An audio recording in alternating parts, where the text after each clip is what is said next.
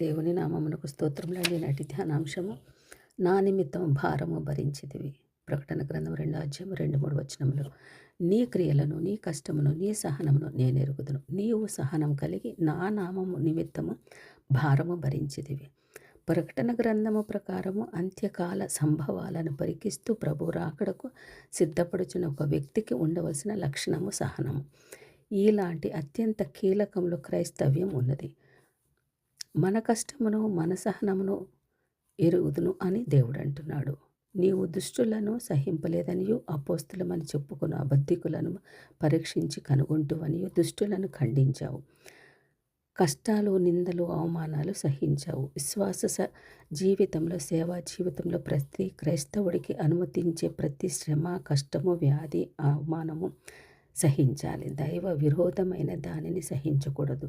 భావోద్రేకములు లేఖన ప్రకారం సరిచూసుకొని పరిశుద్ధ గ్రంథములో మీరు మెచ్చుకొనిన పరిశుద్ధుల మాదిరిలోనికి వచ్చి ఆ రీతిగా దిద్దుబాటు సరిచేసుకొని రాకడకు సిద్ధపాటు కృప ఇవ్వమని ప్రభువును వేడుకోవాలి. రోషపడవలసిన వాటిలో ఏమాత్రము ఉదాసీనత కలిగి ఉండకూడదు. యేసుక్రీస్తు సేవ ప్రారంభంలో యెరూషలేము దేవాలయం దగ్గర కోపగించుకున్నాడు. అంత మాత్రమే యేసు ప్రభు కోపిష్టివాడు అని అనలేము కదండి.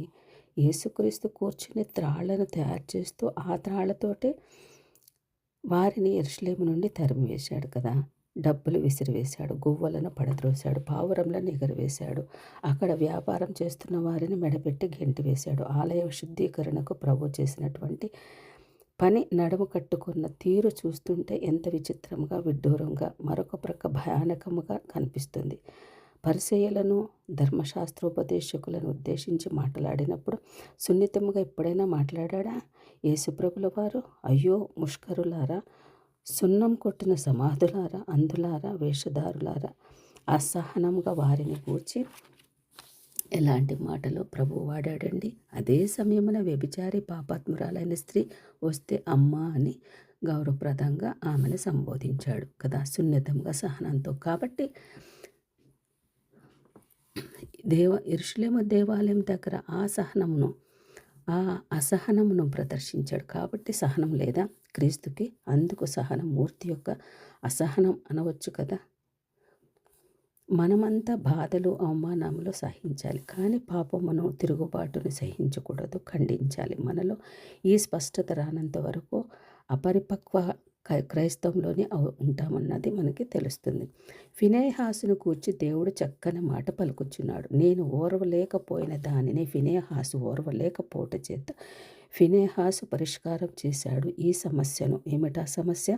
ఇశ్రాయేలీయులు జరిగించిన లైంగిక విగ్రహారాధన పాపములను బట్టి దేవునికి కోపము ఇశ్రాయేలు పైన రగులుకొని వారిని నాశనం చేయడం మొదలుపెట్టినది.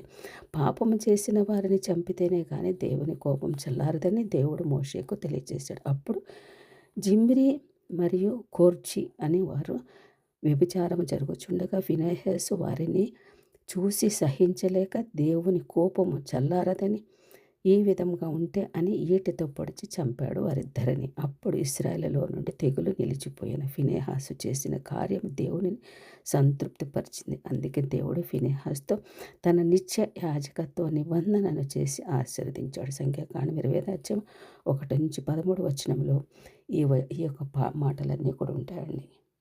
ఆమేన్.